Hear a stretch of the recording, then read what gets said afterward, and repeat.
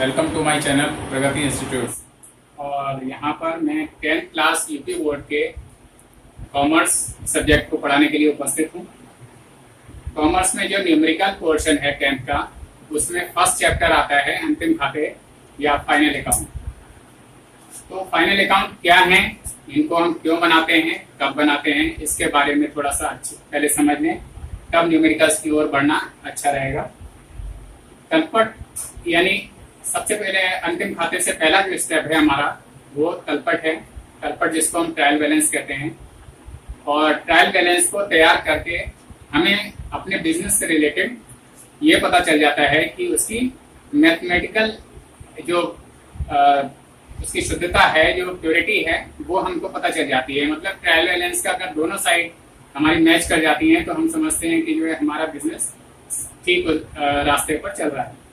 लेकिन इसके बाद जो है व्यापारी ये चाहता है कि एक निश्चित अवधि के दौरान, क्योंकि ट्रायल बैलेंस तो आपको मालूम है कि जो है मंथली तैयार किया जा सकता है, लेकिन जो after a fix period means एक वित्तीय वर्ष के अंत में, एक साल के अंत में जो भी हमने एफर्ट्स किए हैं, जो भी ट्रांजेक्शन्स पूरे साल भर किए हैं, तो उनका रिजल्ट क्या रहा, उनमें क्या सुधार की आवश्यकता है।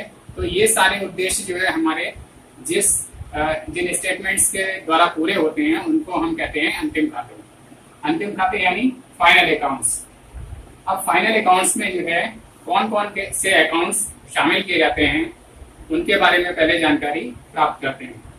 तो इसमें फाइनल अकाउंट्स जो है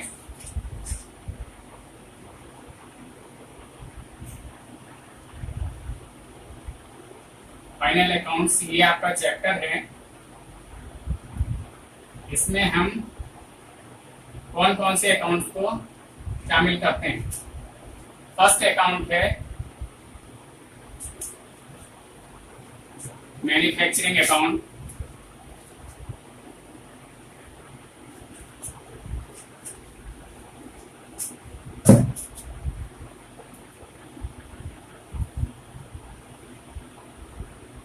मैन्युफैक्चरिंग अकाउंट जिसको हम कहते हैं निर्माण खाता।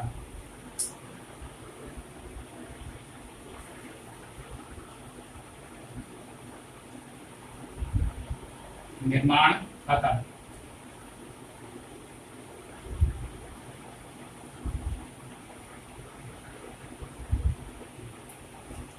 दूसरे नंबर पर आता है व्यापार खाता जिसको हम कहते हैं ट्रेडिंग अकाउंट।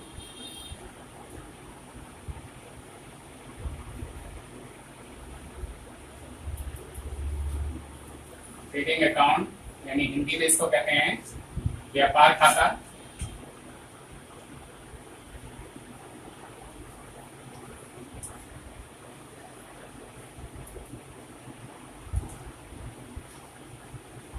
थर्ड नंबर पर आता है लाभानी खाता यानी profit and loss account. Profit and loss account Hindi में कहते हैं इसको लाभानी खाता। हिंदी टर्म भी समझना आपके लिए जरूरी है क्योंकि यूपी बोर्ड में हिंदी का भी काफी यूज होता है। हिंदी टर्म भी आपको आनी चाहिए। ये हो गया लाभानी खाता। और चौथे नंबर पर यानी फोर्थ नंबर पर जो है एक अकाउंट बनता है बैलेंस शीट यानी आर्थिक चिट्ठा।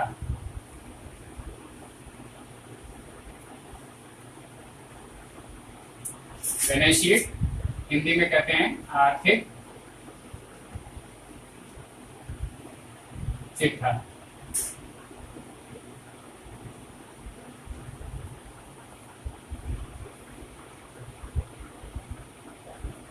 अब ये अकाउंट्स क्या हैं, क्यों बनाए जाते हैं और कहां पर ये चारों बनाए जाते हैं, कहां पर ये मेनली 3 ही बनाए जाते हैं, इस बात को हम अच्छे से समझ लेते हैं।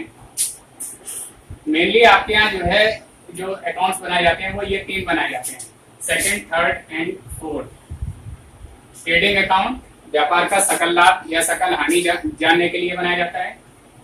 प्रॉफिट एंड लॉस अकाउंट ये बिजनेस के जो भी ऑपरेशंस हम कर रहे हैं, जो भी हम उसमें ट्रांजैक्शंस हो रहे हैं हमारे बिक्री से संबंधित जो है या ऑफिस से रिलेटेड, तो उनसे उसके ऑपरेशंस का जो रिजल्ट है वो हमें इससे पता चलता है, लाभानी खाते से या प्रॉफिट एंड लॉस से।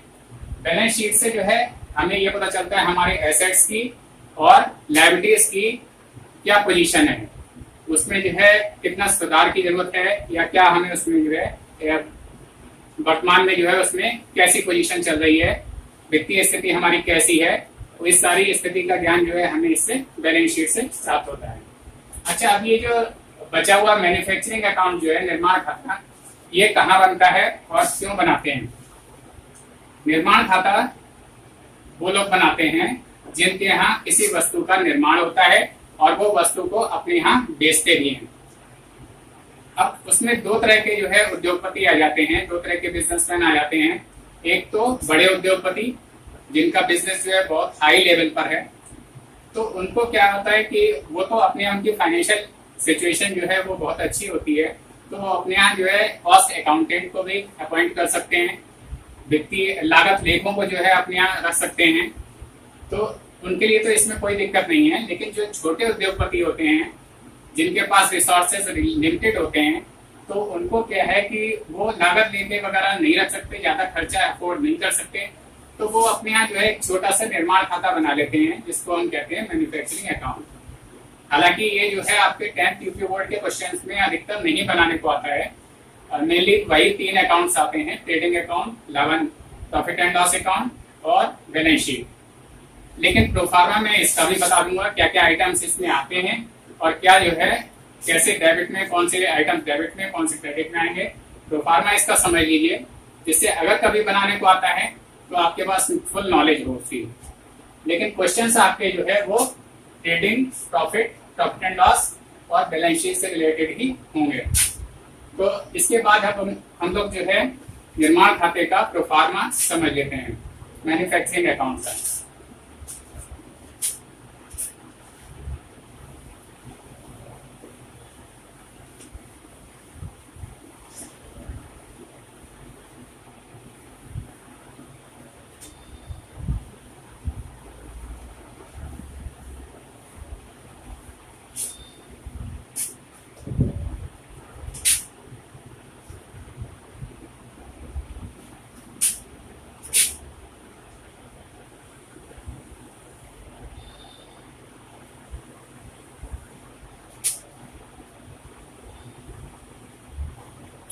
ये मैन्युफैक्चरिंग अकाउंट का प्रोफार्मा मैं बना रहा हूँ। 4 कॉलम्स इसमें होते हैं, ऊपर 2 लाइनें इस तरह से हैं और ये वर्टिकल लाइंस हैं। तो इसका सबसे पहले हम टाइटल डालेंगे, manufacturing account.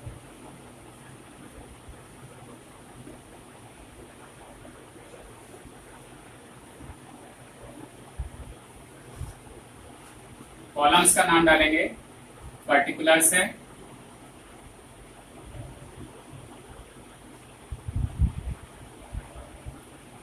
Amount,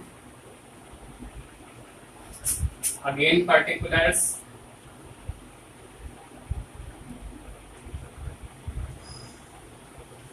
again amount.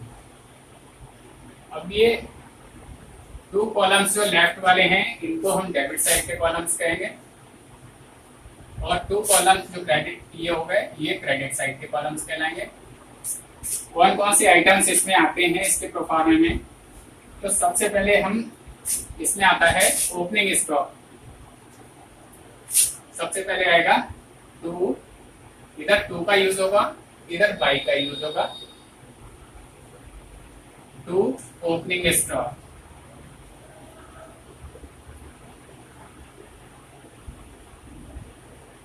Opening stock 2 तरह से हो सकता है, एक तो कच्चे माल का स्टॉक हो सकता है और दूसरा जो अधबना माल होता है जिसमें कुछ प्रोसेसेस जो है रिमेनिंग रह जाते हैं, जो प्रोसेस अभी पूरे नहीं हुए, मतलब माल जो है फिनिश्ड पोजीशन में नहीं पहुंचा है। तो पहला जो स्टॉक होता है वो होता है रॉ मटेरियल्स का।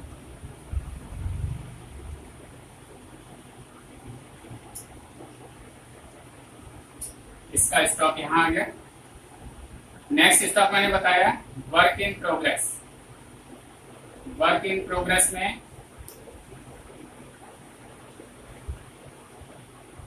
वो स्टॉक आता है जो अभी हमारा बना माल है, जिसकी फिनिश्ड पोजीशन में जो माल अभी नहीं आया है, तो उसका भी स्टॉक यहाँ पर आ जाएगा और इन दोनों का ऐड करके इधर आ जाएगा। सेम इसके अपोजिट जो है हम इधर कर सकते हैं, जैसे ओपनिंग स्टॉक इन दोनों चीजों का इधर आया, क्लोजिंग स्टॉक इन दोनों चीजों का इधर आ जाएगा।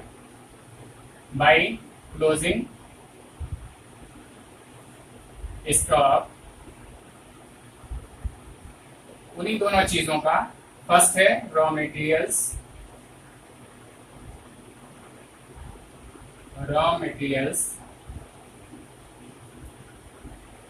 इसका आ गया, और दूसरा वही वर्क इन प्रोग्रेस।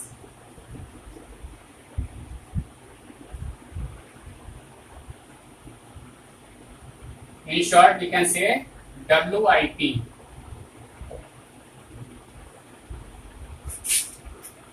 यहां पर भी हम इसको WIP लिख सकते हैं, और इन इसका भी टोटल इधर आ जाएगा, दोनों को ऐड करके बाहर निकाल दिया जाएगा। अब डेबिट साइड में अदर आइटम्स कौन कौन से हो सकते हैं? टू मैन्युफैक्चरिंग वेजेस हो सकती है,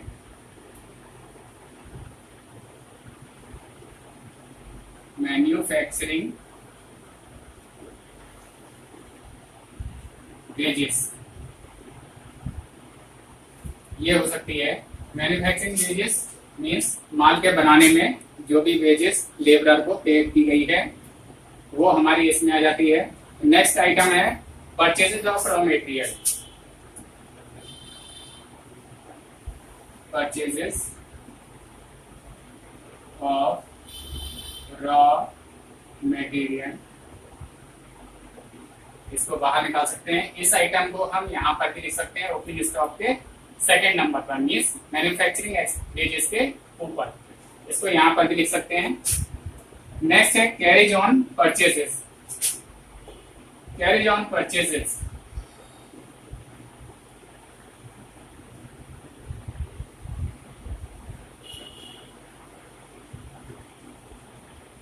कैरेज ऑन परचेजेस क्या है? धुलाई। जो हम जो है खरीद के माल लाते हैं, कच्चा माल हम वहां से खरीद के लाते हैं सप्लायर से, उस पर हमें जो धुलाई देनी पड़ती है अपने गोदाम तक लाने में, वो कहलाती है कैरेज ऑन परचेसेस। नेक्स्ट है power and fuel. Power and fuel क्या चीज है? जब माल को हम बनाएंगे तो कुछ हमें ईंधन, किसी चीज को पकाने के लिए हमें उसका ईंधन या शक्ति, पावर वगैरह, बिजली इत्यादि, ये सब चीजें हमें जो है जरूरत पड़ती है, उस आइटम को हम कहते हैं पावर एंड फ्यूल। तो नेक्स्ट आइटम हमारा है यहाँ पर पावर एंड फ्यूल। ये सारे एक्सपेंसेस हैं रिलेटेड टू प्रोडक्शन, तो इसलिए जो है ये सारे इसमें डेबिट होंगे। पावर एंड फ्यूल यहाँ आ गया। इसके बाद है लाइटिंग। ये लाइटिंग जो है वो फैक्ट्री से रिलेटेड है, फैक्ट्री की लाइटिंग यहाँ पर आएगी। ऑफिस की रिलेटेड जो लाइटिंग होती है एक वो भी होती है, तो वो प्रॉफिट एंड लॉस में दिखाया जाएगा। तो ये जो लाइटिंग है वो कौन सा है? फैक्ट्री से रिलेटेड है, टू लाइटिंग। नेक्स्ट आइटम हमारा है लाइटिंग, यहां पर आ जाएगा ये। नेक्स्ट है कोल, गैस एंड वाटर। ये भी माल को प्रोड्यूस करने में, माल को बनाने में इसका यूज होता है। कोल, गैस एंड वाटर, ये भी एक्सपेंसेस है, डेबिट हो जाएगा। Coal, gas and water. Next item है हमारा custom duty and clearing charges. जब हम माल किसी दूसरे राज्य से या दूसरे देश से मंगाते हैं तो हमें कुछ कस्टम ड्यूटी या क्लियरिंग चार्जेस होता है कि उसको माल को हम कहाँ से छुड़ा के लाते हैं, तो बिल्टी छुड़ाना वगैरह है, इस तरह के जो भी एक्सपेंसेस होते हैं वो सारे हमारे इसमें क्लियरिंग चार्जेस में आ जाते हैं। तो ये नेक्स्ट आइटम इसमें हमारा है to custom duty and clearing charges. To custom duty जो पे की जाएगी वो भी इधर ही आ जाएगा, एंड क्लियरिंग चार्जेस, ये भी इधर आ जाएगा। और next and last item on the debit side is royalty on purchase of raw material, जो कि कभी कभार आता है, बहुत कम ये आइटम आता है, लेकिन फिर भी हम इसको लिख लेंगे यहाँ पर और समझ लेंगे। To royalty on purchase of raw material,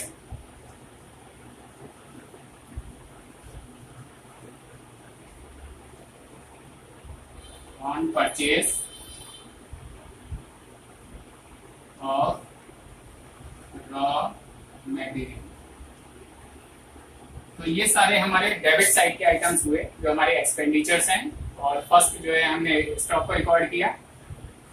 credit side में हमारा क्लोजिंग स्टॉक दोनों चीजों का आ गया। और इसके बाद जो नेक्स्ट आइटम है by sale of scrap, sale of scrap, sale of scrap ये हम लिख देंगे। सेल ऑफ स्क्रैप क्या चीज है? जब कोई माल बनाया जाता है तो उसमें कुछ चीजन या कुछ अवशेष, रेजिड्यू जिसको हम कह सकते हैं, वो इसमें जो है बच जाता है, और वो इस स्थिति में होता है कि उसको बेच कर भी हमको कुछ पैसा मिल सकता है।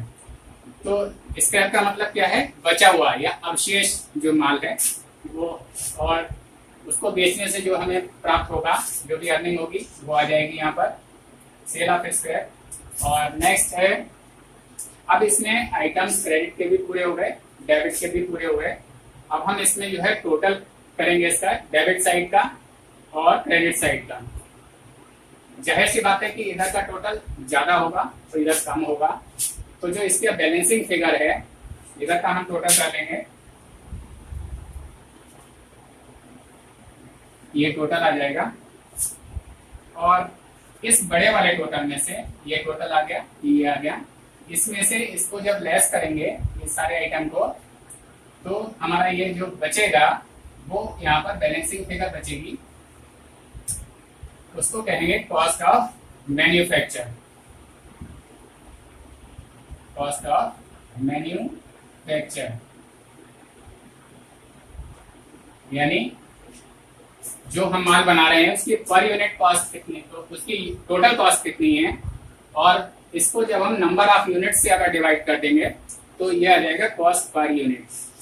तो इसको हम चाहें तो अपने याददाश्त के लिए लिख सकते हैं यहाँ पर बैलेंसिंग फिगर।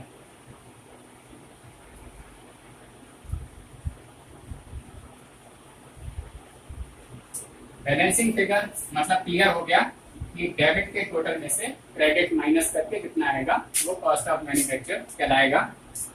तो ये जो प्रोफार्मा है, ये मैन्युफैक्चरिंग अकाउंट का प्रोफार्मा कंप्लीट हो गया। अब इससे रिलेटेड अभी न्यूमेरिकल पोर्शन थोड़ा सा बाद में कराऊंगा मैं, लेकिन अब जो सेकंड नंबर पर जो मेन अकाउंट आता है, जो आपको एग्जाम में भी बनाने को आता है, और वो है ट्रेडिंग अकाउंट।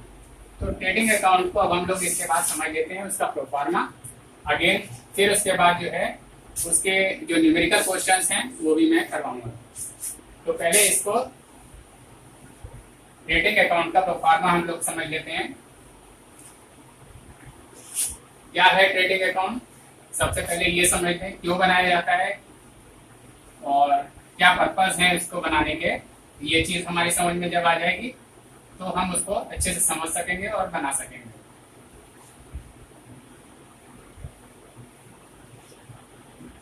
तो सबसे पहले हम लोग जो है वो व्यापार खाते के बारे में समझ लेते हैं, या व्यापार खाता जिसको हम इंग्लिश में ट्रेडिंग अकाउंट कहते हैं, क्या होता है, क्यों बनाते हैं। तो व्यापार खाता वह खाता है जिसके द्वारा एक निश्चित अवधि में, मीन्स एक साल में, वित्तीय वर्ष एक साल में, हमने जो कुछ भी क्रय विक्रय किया है, क्रय विक्रय से संबंधित होने वाले सकल लाभ या सकल हानि की जानकारी हमें इस खाते से प्राप्त होती है। सकल लाभ क्या है? सकल लाभ से तात्पर्य माल के विक्रय मूल्य का उसकी लागत की अपेक्षा जो अधिक होता है, जो सरप्लस होता है, वो हमारा सकल लाभ कहलाता है। और इसके विपरीत स्थिति जो होती है, यानी कि लागत मूल्य का विक्रय मूल्य पर आधिक्य, मीन्स सकल, ये जो ट्रेडिंग अकाउंट हम बनाते हैं इसका डेबिट साइड अगर ज्यादा है, क्रेडिट कम है, तो हमारी सकल हानि आएगी। और क्रेडिट अगर बड़ा है और डेबिट छोटा है तो सकल लाभ आएगा। तो ये तो बात हुई सकल लाभ और सकल हानि के बारे में। अब इसके डेबिट साइड में हमारे कौन कौन से आइटम्स आते हैं, वो उनमें है पहला प्रारंभिक रहतिया, क्रय, मजदूरी, चुंगी, ढुलाई क्रय पर जिसको कैरेज कहते हैं, और अन्य एक्सपेंसेस जो डायरेक्टली रिलेटेड टू प्रोडक्शन यानी उत्पादन से संबंधित जो हैं एक्सपेंसेस, वो सारे इसके डेबिट में आ जाते हैं। डायरेक्ट एक्सपेंसेस इनको कहते हैं, डायरेक्ट एक्सपेंसेस जो हमारे रिलेटेड टू प्रोडक्शन होते हैं, डायरेक्टली रिलेटेड टू प्रोडक्शन। अच्छा, यदि कोई हमारे यहाँ निर्माणी संस्था है, तो निर्माणी संस्था मतलब मैन्युफैक्चरिंग कंसर्न जो किसी चीज को बनाती है, सपोज पेन बनाती है या कोई किसी भी तरह का आइटम बनाती है, तो वो हमारी निर्माणी संस्था कहलाती है। और वो अगर अपने यहाँ ये फाइनल अकाउंट्स बनाएगी, तो उसके यहाँ जो है ट्रेडिंग अकाउंट में कारखाने के व्यय यानी कोयला, ईंधन, विद्युत आदि, ये विद्युत शक्ति आदि, ये सारे प्रत्यक्ष व्यय भी डेबिट में इसमें दिखाए जा सकते हैं। तथा क्रेडिट पक्ष में कौन कौन से आते हैं, विक्रय, सेल्स जिसको कहते हैं, और अंतिम रहतिया यानी क्लोजिंग स्टॉक। तो अब इसका जो है सबसे पहले इसको जो है हम क्यों बनाते हैं ये थोड़ा सा समझ लेते हैं। तो पहला उद्देश्य तो क्लियर हो गया कि सकल लाभ या सकल हानि के ज्ञात करने के लिए बनाते हैं। दूसरा है प्रगति के तुलनात्मक अध्ययन के लिए। प्रगति का तुलनात्मक अध्ययन किस तरह से कि लास्ट ईयर हमारा क्या प्रॉफिट रहा था, उसकी तुलना में इस साल हमने ज्यादा प्रॉफिट अर्न किया या कम प्रॉफिट अर्न किया। अगर हानि हो रही है तो हानि क्यों हो रही है, क्या उसके रीजंस हैं, तो उन कारणों का पता लगा के उन कारणों को दूर करने का जो है हमें अक्सर इस खाते को बना के प्राप्त हो जाता है। तो अब सबसे पहले जो है हम इसका एक प्रोफार्मा समझ लेते हैं, प्रारूप, इसके डेबिट में क्या आता है और क्रेडिट में क्या आता है।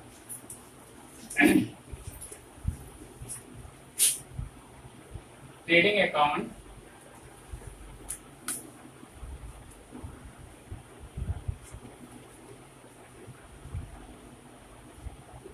कॉलम्स पहले समझ लें। वही 4 कॉलम्स हैं जो मैन्युफैक्चरिंग अकाउंट के संबंध में आपको पहले बताए जा चुके हैं।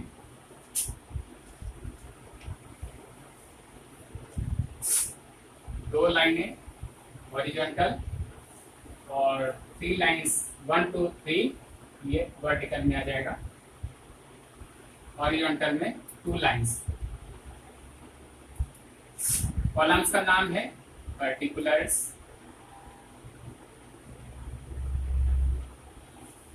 Amount,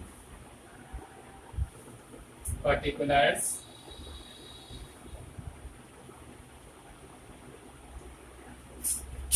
amount.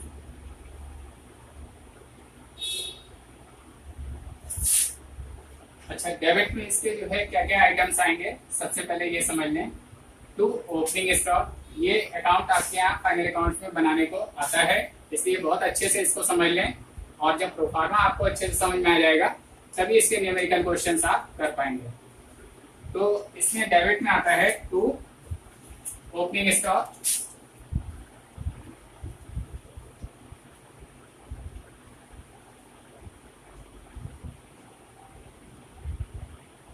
ओपनिंग स्टॉक आ गया। सेकेंड आइटम है परचेजेस,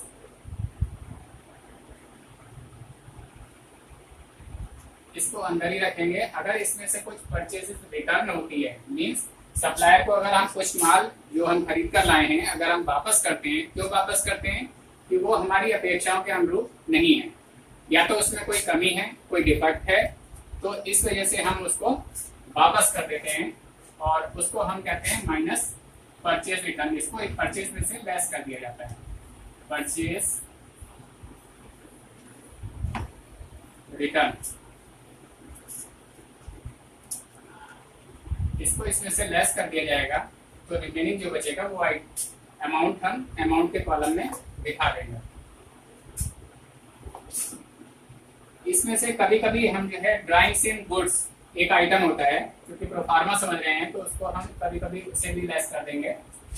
ड्राइंग्स इन गुड्स क्या है कि हमने अपने यूज के लिए बिजनेस में से कुछ माल ले लिया अपने पर्सनल यूज के लिए, तो वो कहलाएगा ड्राइंग्स इन गुड्स, और उसको भी हम जो है इसमें से लेस कर देते हैं। अगर हो गए ये आइटम तो लेस हो जाएंगे। ड्राइंग्स इन गुड्स, और जब अगर ये ड्राइंग्स इन गुड्स भी हमें करना है तो हम इसको जो है अभी नहीं निकालेंगे, और इसका जो रिमाइंडर बचेगा वो यहाँ लिख के इसमें से ड्राइंग्स इन गुड्स भी लेस करेंगे, और ये लेस करने के बाद जितना आएगा उसको भी यहाँ रख लेंगे। एक चीज इसमें और हो सकती है, goods given in charity. Charity मतलब होता है कि दान में दिया हुआ कुछ माल, जो माल हम दान कर देते हैं वो भी इसमें से लेस कर दिया जाता है। Goods given in charity.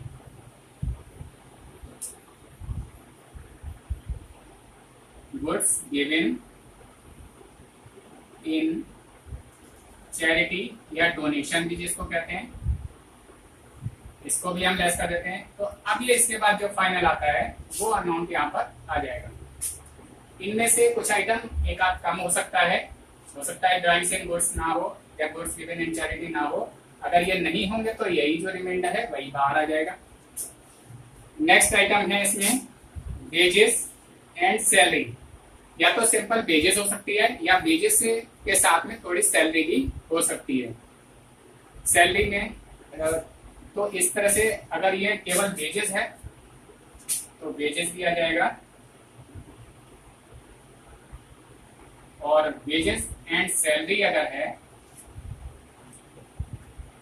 तो वो भी आ जाएगा। ध्यान दें इसमें वेजेस एंड सैलरी है तो ट्रेडिंग अकाउंट में दिखाया जाएगा, और अगर salary and wages means salary अगर जो है यहाँ पर शुरुआत में अगर है सैलरी एंड वेजेस अगर है तो ये यहाँ पर नहीं आएगा, तो ये नेक्स्ट जो अकाउंट बनाया जाएगा प्रॉफिट एंड लॉस अकाउंट, उसमें आएगा। इसके बाद नेक्स्ट आइटम है freight on purchases. Freight on purchases ये आ जाएगा। फ्रेट ऑन परचेजेस मतलब क्या है कि जो माल हम खरीद के लाए उस पर जो भी भाड़ा दिया गया उसको यहाँ तक कैरी करने में, गोदाम तक कैरी करने में, तो वो जो है ये कहलाएगा freight on purchases. Next item है कैरेज इनवार्ड। कैरेज इनवार्ड क्या होता है? वो ढुलाई जो माल के लाने में जो है हम पे करते हैं, तो कैरेज इनवार्ड वो भी आ जाएगा। ये भी प्रोडक्शन से रिलेटेड है, इसलिए ये दिया जाएगा यहाँ पर कैरेज इनवार्ड। कैरेज इनवार्ड यहाँ पर दिखाया जाएगा डेबिट साइड में ट्रेडिंग अकाउंट के। नेक्स्ट है कोल गैस एंड वाटर। तो कोल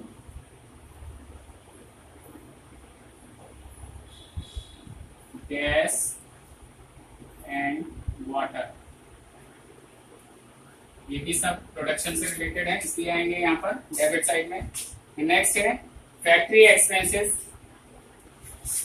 फैक्ट्री एक्सपेंसेस, फैक्ट्री में जो भी और अन्य खर्चे हो रहे हैं वो भी यहाँ पर डेबिट में आएंगे। फैक्ट्री एक्सपेंसेस, एक्सपेंसेस को शॉर्ट में we can write EXP dot. Next item है इंपोर्ट ड्यूटी। इंपोर्ट ड्यूटी माल को मंगाने पर, किसी दूसरी जगह से हम माल मंगा रहे हैं, दूसरे राज्य से, उससे बाहर से मंगा रहे हैं, तो उसमें हमें इंपोर्ट ड्यूटी आयात कर देना पड़ता है। दूसरे देश से मंगा सकते हैं तो उस पर भी इंपोर्ट ड्यूटी देनी पड़ेगी। आयात कर जिसको कहते हैं वो भी डेबिट साइड में ट्रेडिंग के आएगा। तो इंपोर्ट ड्यूटी ये आ गया डेबिट में। नेक्स्ट है फ्यूल ऑफ ट्राई। दो आइटम्स हैं। फ्यूल मतलब ईंधन, कोई भी चीज को पकाने में, प्रोडक्शन रिलेटेड कोई भी चीज गर्म कर रहे हैं कोई पकाने में, तो हमारा जो भी ईंधन लग रहा है वो फ्यूल कहलाएगा। तो फ्यूल ये आ गया। और नेक्स्ट आइटम है ऑक्ट्राय, ऑक्ट्राय कहते हैं चुंगी। चुंगी माल को मंगाने पर हमको जो है जिस तरह से इंपोर्ट ड्यूटी वगैरह देना पड़ता है, वैसे ही एक खर्चा ये भी है, एक्सपेंस है, ये भी डेबिट में होगा, माल को मंगाने से संबंधित है। टू ऑक्ट्राय,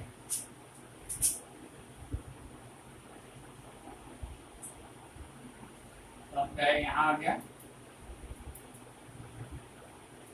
और नेक्स्ट है रेलवे फ्रेट। अगर कोई माल रेलवे का यूज करते हुए मालगाड़ी के माध्यम से अगर हम मंगाते हैं तो हमें उसका रेलवे फ्रेट देना पड़ेगा। तो वो रेलवे फ्रेट जो है वो भी इधर ही आ जाएगा, टू रेलवे फ्रेट, यानी रेल भाड़ा, रेलवे फ्रेट।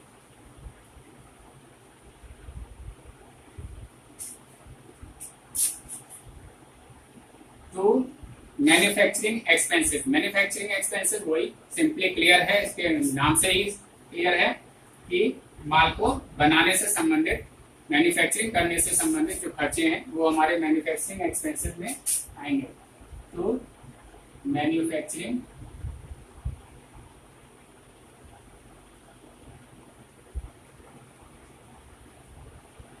एक्सपेंसेस।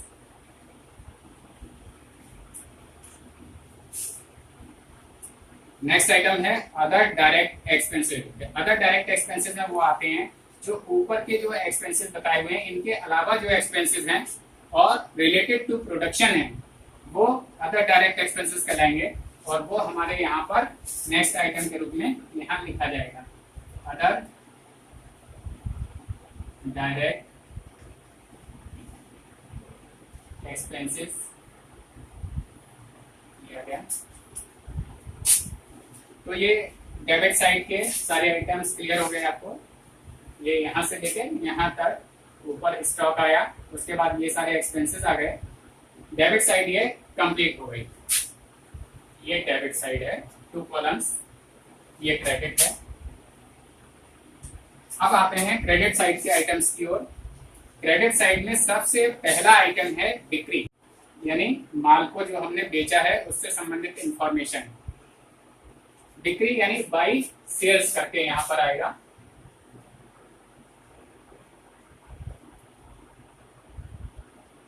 जिस तरह से परचेज में से परचेज रिटर्न लेस किया था, उसी तरह से इसमें से भी अगर हमने जो माल बेचा है ग्राहकों को नहीं पसंद आया, उन्होंने उसमें कुछ कमी उनको लगी, तो उन्होंने उस माल को जो है वो हमें वापस करेंगे। तो जब वापस करेंगे तो हम सेल्स में से इसको लेस कर देंगे, माइनस सेल्स रिटर्न।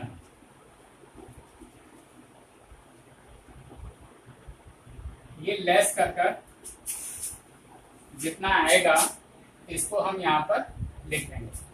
और नेक्स्ट आइटम है इसमें क्लोजिंग स्टॉक। इधर आइटम केवल गिने चुने 2 या 3 ही आते हैं और इधर ज्यादा हो सकते हैं।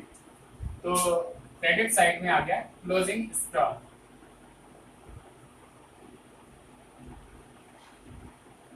ये यहाँ आ गया। अब इसमें जो है अब हमारे ये आइटम सारे पोस्ट हो गए और इसके बाद अब हम बारी आती है इसका रिजल्ट जानने की कि ये जो आइटम पोस्ट हुए हैं इनके बाद जो है हमें प्रॉफिट होता है या लॉस होता है। तो उसके लिए हम मुख्य रूप से ये बात ध्यान में रखेंगे कि अगर हमारी क्रेडिट साइड बड़ी है, मीन्स अगर सेल्स और क्लोजिंग स्टॉक इसका टोटल ज्यादा है और इधर के आइटम्स का टोटल अगर कम है, तो हमारा जो रिजल्ट होगा इसके टोटल में से इसको लेस करके जो आएगा वो हमारा कहलाएगा टू ग्रॉस प्रॉफिट।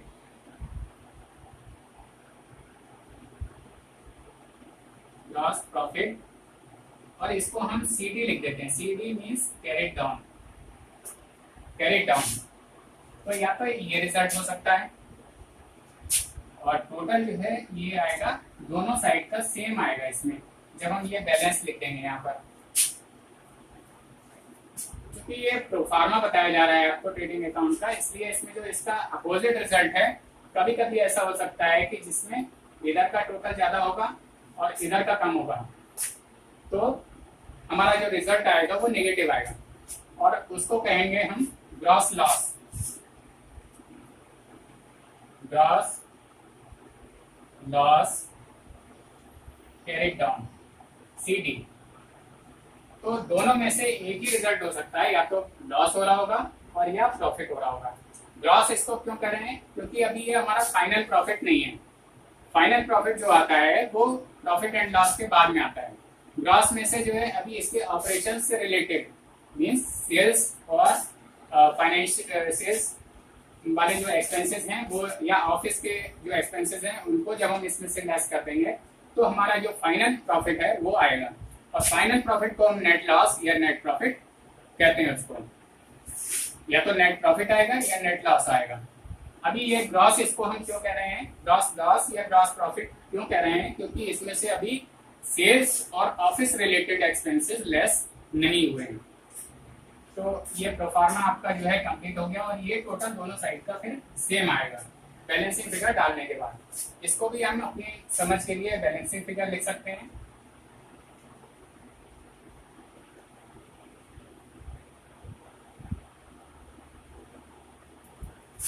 और इसको भी बैलेंसिंग फिगर लिख सकते हैं अपनी याददाश्त के लिए। इन दोनों में से एक ही चीज होगी, या लॉस होगा या प्रॉफिट होगा।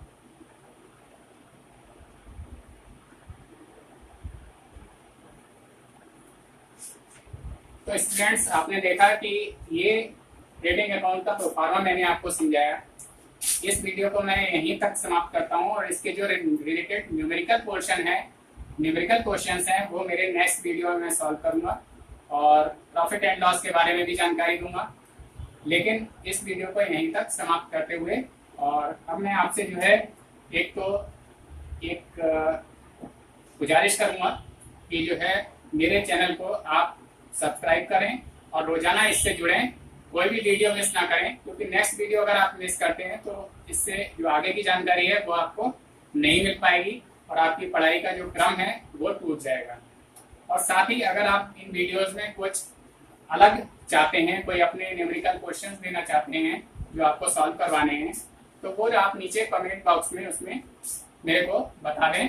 तो मैं उनका जैसा भी निराकरण हो सकता है, जैसा भी उनका सोल्यूशन हो सकता है, वो आप तक पहुंचाने की कोशिश करूंगा। और मेरी गुजारिश ये है कि मेरे इस चैनल को आप लोग सब्सक्राइब करें और साथ ही बेल आइकन को दबाना ना भूलें, जिससे लेटेस्ट वीडियो आप तक जो है सही समय तक और सबसे पहले पहुंच सके। Thank you.